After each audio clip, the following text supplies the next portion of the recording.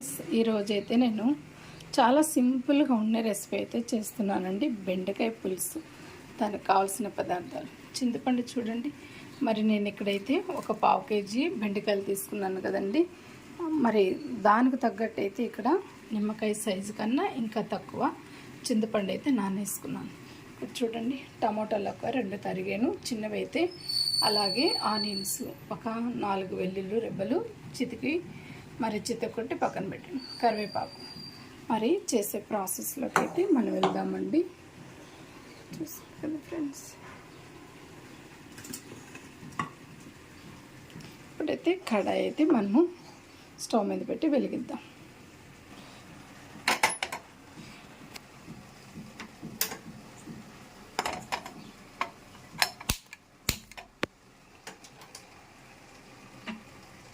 Rice అయితే పెట్టాను.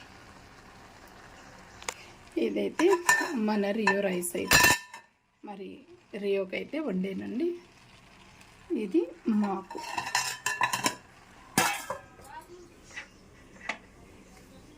మనకైతే ఇవైతే కొద్దిగా మనం వేయించుకున్నామండి. కడాయి మనకి వేడెక్కిపోయింది. ఇలా వేయించడం వల్ల జిగురు అనేది కొంచెంగా ఉంటుంది. జిగురు పూర్తిగా ఆరిపోతుంది ఫ్రెండ్స్. కొంచెం ఒక 2 నిమిషాలు మనం అలా గరిటతో తిప్పుకుంటూ మనం వాడిస్తే చాలండి. సరే కదండి, మనకైతే చక్కగా అయితే ఒక 2-3 నిమిషాలు అయితే మనకి ఇట్లా మగ్గిపోయినాయి కదండి. ఇట్లా కొంచెం మనకి వాడాలి, జిగురు అనేది లేకుండా అయిపోతుంది. ఇట్లా వేగిపోయిన బెండకాయలను అయితే మనకి తీసేసుకుందామండి ఒక ప్లేట్లో. ఇందులో వేసేసుకుందాం.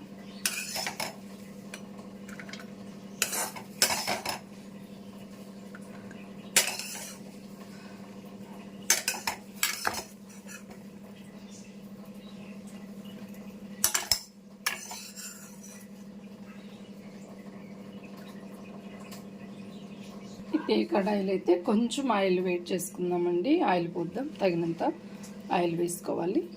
మనం కడిగైనా పెట్టుకోవచ్చు, కడాయి లేదు అని అంటే ఇలా అయినా మనం వేసేసుకోవచ్చు. నేనైతే ఇలాగే వేసేస్తున్నాను. ఇప్పుడు ఆయిల్ కొంచెం మరిగేదాకా మనమైతే తర్వాత పోపు దినుసులు అనేది వేసేద్దాం ఫ్రెండ్స్. ఇంతవరకు మన ఛానల్ మరి మీరు చూడకుండా ఉంటే కొత్తగా కానీ మీరు చూస్తున్నట్లయితే ఫ్రెండ్స్ సబ్స్క్రైబ్ చేసుకోండి, ఒక లైక్ చేయండి, షేర్ చేయండి ఫ్రెండ్స్. మన ఛానల్కి కూడా మీరు మోటివేషన్ ఇవ్వండి. ఇంతవరకు మీరు చూస్తున్న విధానాన్ని బట్టి నా హృదయపూర్వకమైన ధన్యవాదాలు తెలియపరుస్తున్నాను ఫ్రెండ్స్. ఇక్కడైతే మనము ఆయిల్ వేగిపోయింది కదండి. చక్కగా వెల్లుల్లి అయితే మనం వేసేద్దామండి. వెల్లుల్లి అనేది మనం మొదటే వేసుకోవాలి. వెల్లుల్లి కొంచెం వేగిన తర్వాత పోపు దినుసులు వేద్దాం. ఇప్పుడు ఇదే మనకి వెల్లుల్లి వేగిపోయాయి కాబట్టి చూడండి, ఒక 1/2 స్పూను మనకి మెంతులు, 1/2 స్పూన్ జీలకర్ర, 1/2 స్పూను మరి మినపప్పు, 1/2 స్పూను ఆవాలు అయితే మనం తీసుకున్నాం. ఇవి వేసేద్దాం.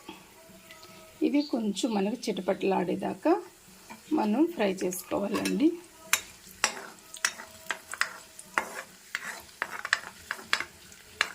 ఉదయం లేచిన కాడి నుంచి మరి ఆడవాళ్ళకి పనే కదండి. ఎంత చేస్తున్నా కూడా పని మనకి తరగకుండా వస్తూనే ఉంటుంది. మనం చింతపండు కూడా మనము శుభ్రంగా అయితే పిసికేసి నీట్గా అయితే జ్యూస్ అయితే తీసి పక్కన పెట్టేసుకున్నాం. మనకి అయితే చక్కగా కూడా వాడిపోయింది. ఇలా వేయించడం వల్ల మనకి జిగురు అనేది ఎక్కువ లేకుండా ఉంటుంది కదా ఫ్రెండ్స్. అందుకని మనం కొంచెం వేయించుకోవాలి. మీకు ఇలా ఇష్టమైతే వేయించండి, లేదంటే డైరెక్ట్గా తాలింపులో కూడా మీరు వేసేసుకోవచ్చు. మనకైతే పోపు అయితే మనకి వేగిపోయిందేమో చూద్దాం. నేనైతే ఇక్కడ మళ్ళీ ఇంకొక వర్క్ అయితే వంట అయిపోగానే పెట్టుకుంటున్నానండి. ఇది వెన్నంతా చేయాలి. మేగడంతా తీసి నేను ఈ బౌల్లో వేసేసుకొని చక్కగా అయితే మరి చిలికేసుకుంటాను. మరి దాన్ని కూడా రెడీ చేసుకున్నానండి. ఏం చేసినా కానీ పని లేదు అనుకునే దానికి లేదండి, చక్కగా పని అయితే వస్తూనే ఉంటుంది. మరియు చూడండి, చక్కగా అది బయట అరుస్తుంది.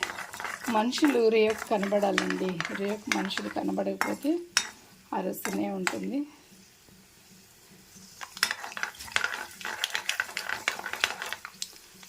కదా మనకి చిట్పట్లాడుతుంది. ఇప్పుడు ఆనియన్స్ వేసేద్దామండి.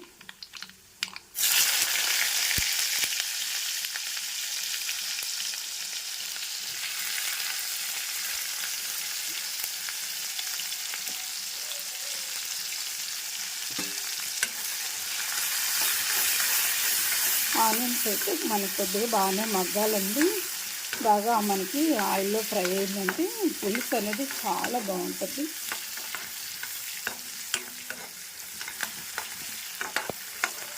మరి ఈ కడాయి ఎందుకు పెట్టానంటే పులుసుకి కానీ ఫ్రైస్కి కానీ నాకైతే ఇందులో చాలా తొందరగా కూడా నాకైతే కర్రీ రెడీ అయిపోతుంది. అందుకని నేను దీన్ని ఎక్కువగా ఎంచుకుంటానండి ఈ కడాయిని. ఇంకొకటి కూడా ఉంది, అది కూడా రెగ్యులర్గా మీకు చూపిస్తుంటాను కదా ఫ్రెండ్స్, అది కూడా నేను ఎంచుకుంటుంటాను. ఇప్పుడు కరివేపాకు వేస్తాం కదా, ఇలా మనం ఫ్రై చేస్తాం.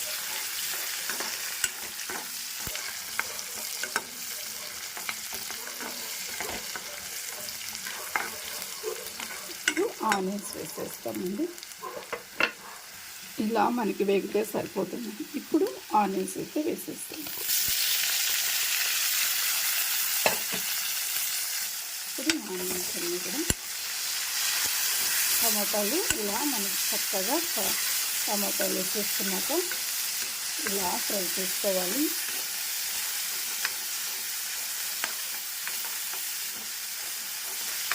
ఇప్పుడు ఇందులో పసుపు, కారం, ధనియాల పొడి కూడా మనం యాడ్ చేస్తామండి.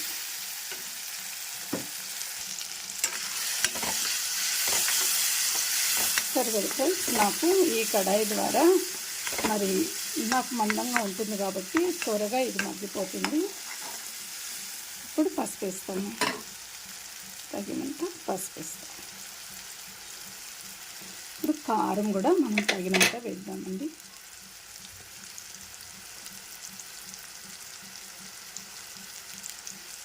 రెండు స్పూన్లు కారం వేస్తాం. అలాగే 2 స్పూన్లు ధనియాల పొడి. అంటే మనకి పులుసు బాగుంటుందండి ధనియాల పొడి వేయడం వల్ల. ఇదంతా మనము ఇలా కలిపేస్తాం. ఇప్పుడు మనం వేయించి పెట్టుకున్నాం కదండి, మనము బెండకాయలు వేయించి పెట్టుకున్నాం కదా, అవి కూడా వేసేద్దాం.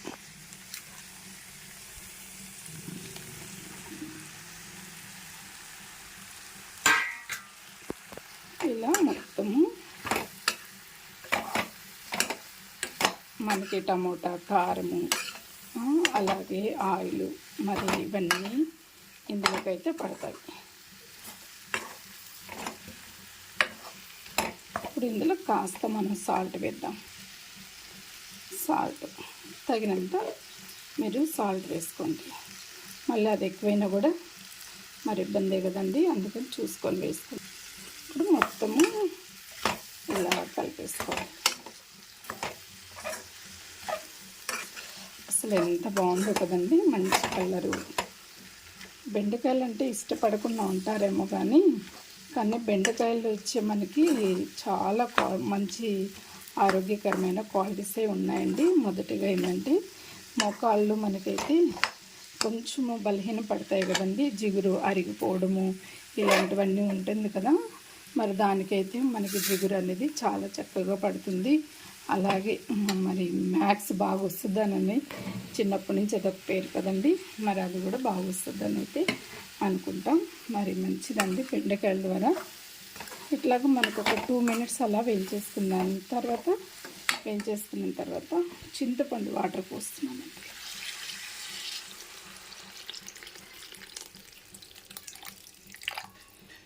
ఇలాగే ఇంకాస్త తగినంత వాటర్ కూడా వేద్దాం. ఇప్పుడు ఇంకొంచెం వాటర్ వేస్తాం. మీ ఇంట్లో ఎంతమంది పర్సన్స్ ఉంటారో దాన్ని బట్టి అయితే మీరు వాటర్ యాడ్ చేసుకోండి. మనకి బాగా దగ్గర పడిపోవాలి, అంత చక్కగా మనం అయితే ఉడికించుకోవాలి. ఇప్పుడు చివరిగా ఒకసారి కారము అలాగే ఉప్పు అవి చూసుకోండి. నాకైతే అన్నీ పర్ఫెక్ట్గా అయితే సరిపోయాయి ఫ్రెండ్స్. కొంచెం కారం తక్కువగా ఉంది, మరి అదైతే వేసేస్తున్నాను ఇప్పుడే.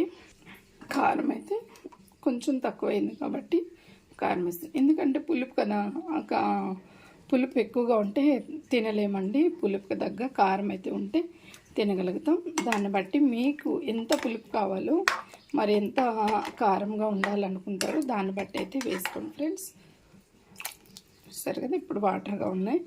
మనకు ఒక లో టు మీడియం ఫ్లేమ్లో మాత్రమే మనం కుక్ చేసుకోవాలండి కూర అనేది, ఎందుకంటే మనకు చక్కగా ఉడుకుతుంది. దాన్ని బట్టి మనకైతే కూర కూడా మనకు మంచి టేస్ట్ వస్తుంది.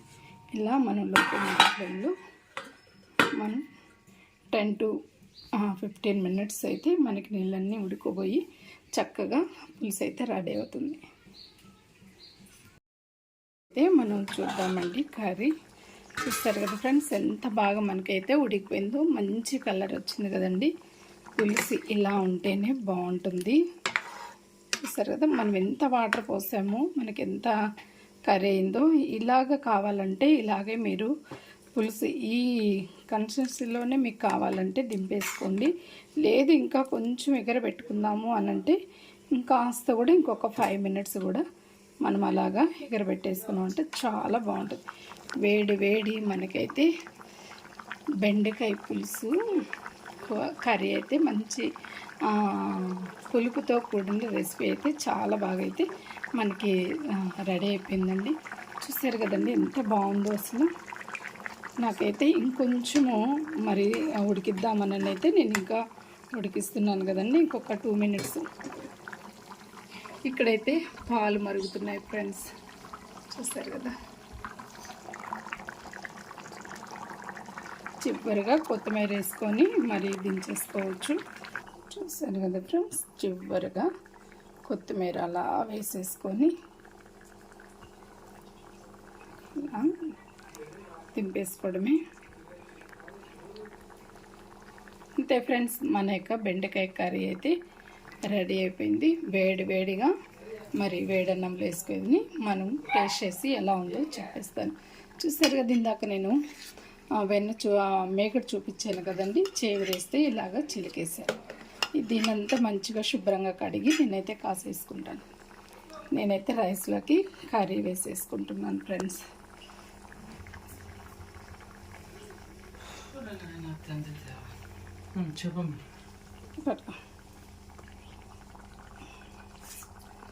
ఆయనకి వీడియో తీయాలంటే చాలా విసుగొస్తుందండి. నేనైతే స్టవ్ ఆపేస్తున్నాను. మన రియోగాడు చూడండి, దీంట్లో ఎండు చేప కావాలన్నా వేసుకోవచ్చండి.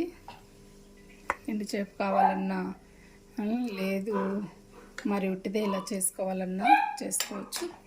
నేనైతే ఎలా ఉందో మరి అయితే టేస్ట్ చేస్తున్నాను ఫ్రెండ్స్.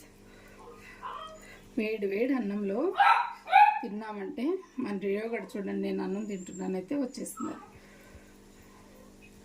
పులుసు ఎక్కువ వేసుకొని తింటేనే బాగుంటుందండి.